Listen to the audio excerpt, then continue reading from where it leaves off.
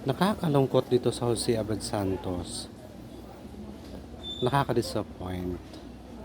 Alam niyo kung bakit. Pagbukas ko ng data ng aking phone, hindi ka pwedeng magamit ng data dahil walang data. Kahit pa may load ka sa SIM mo, hindi ka magkaka-data. Ang kailangan pala dito guys is yung wifi window, yung hulog-hulog. Hindi mo pwede asahan yung load o yung data mo dahil hindi siya gumagana dito. Bakit ganun? May signal ang cellphone.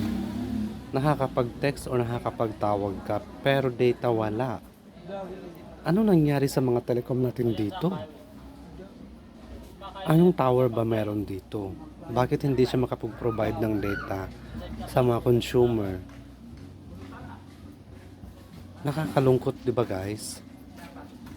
Ano bang pwedeng maging aksyon nyo dito? Anong komento nyo?